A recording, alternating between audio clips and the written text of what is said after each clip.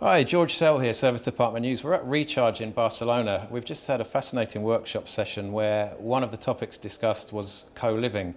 And I'm here with Gerard Greene from Society, who led the session.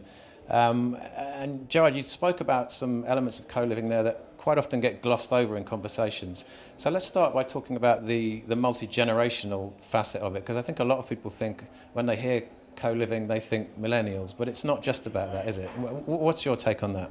Yeah, well, I think we're at the beginning. Well, we're at the beginning of the co-living movement, shall we say? I mean, we've only got a few operators out there, and yeah, it's very focused on millennials and small apartment buildings. But I think the future of co-living is really about as the locations within urban locations get more dense and more expensive. I think what we're going to see is that the millennials grow up, and I think they're going to be moving out of town, and we're going to be seeing co-living communities, cross-generational, different housing stocks. So the grandparents might be in houses, the first families might be in smaller houses. There might even be people renting.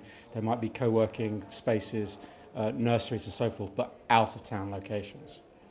Okay, and are operators and developers looking at that model yet, or is that a way off, do you think?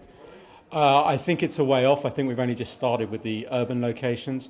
But I mean, if we think back, that's exactly how people used to live in days gone by. And so I think, we've seen in Scandinavia sort of co-housing models where, you might get 10 families living within one estate, but within their own homes, but they get the benefits of living together. That might be too incestuous for some people because it's all about, the kids and the cooking facilities being shared.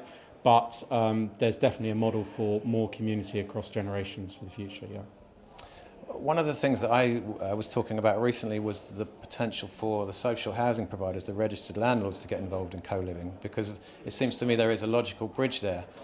And that brings up one of the topics you mentioned, which was tenants' rights, the potential for right to buy and state involvement in this sector. How do you see that going? Well, it's definitely one of the major risks that doesn't get talked about. I think we've seen in Germany rent controls. We see in America sort of right to buy or right to occupy. So even there's hotels in America where there's people living within rooms within the hotels. And so I think the financial model and those risks could be a real problem for the growth of co-living in the future. And I think it's just going to evolve. At the moment it's £1,100-1,200 a month for a 15 square metre room in an urban location, and that is actually really expensive, but you do get the benefit of the community. So I think people are just going to have to be on their toes moving forward, because planning and legislation is not secure across even countries, let alone across Europe or the world. The technology is not there, the tenants' rights, rent controls and so forth. So yeah, I think there's a few risks in the future for people. The 15 square metre unit is making a lot of headlines, and not always for the right reasons. Obviously in some urban locations where land values are sky high, that's going to be a financial necessity, but is that really sustainable, and is that going to be a benchmark across co-living, or is that specifically for very dense urban locations? I mean, having come from designing small hotels with Yotel, we started off with 7 square metres, then 10 square metres, then 15 square metres. So I think bit like budget hotels when they first started like 15, 20 years ago, with anything, there's always the first generation, and then there's the second generation, third generation, a bit like iPhones or any model in any business. So I think what we're seeing is sort of Gen 1 of co-living, and as competition increases, supply increases, people are going to get better at doing this, which will mean 15 square metres may become 20 or 25, but 15 square metres may just be designed better in terms of being a livable space. And how can co-living operators incorporate good design to encourage the element of community, to build a community in a development? I mean, it doesn't happen overnight, but what can architects and operators and designers do to try and foster a community spirit being built more quickly? Well, there's all sorts of different models. So, we start off with the sort of student model where it's like, okay, there's a shared kitchen or a shared living room on every floor.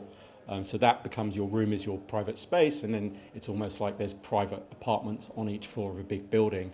And then there's the community spaces downstairs. We see like people like Node, which have much smaller buildings, which 50 and 70, 100 apartments, which much more intimate. Collective obviously has 500, 600, which is obviously a much bigger operation, feels more like a student accommodation. So I think that there's lots of different models. No one's quite sure yet what actually works and whether it's sort of mini apartments on each floor with mini communities on each floor, which I think is actually sort of the way to go, and then maybe a bigger community space downstairs. But I think the big question that is being asked is, if you come from the hotel industry, it's been all about how do you generate revenue per square foot in public areas. And people have been looking at, now they're looking at putting, they put Starbucks in, they put coffee shops, now they're looking at putting co-working spaces in hotel lobbies. And I suppose the question is how do we make money in co-living buildings from the ground floors? And I think that hasn't been entirely worked out yet. Great, thanks Gerard. A lot of unanswered questions in the co-living space, and we're going to be hearing a lot more about it, particularly here at Recharge today, but definitely well into the future. Thanks very much. Cheers.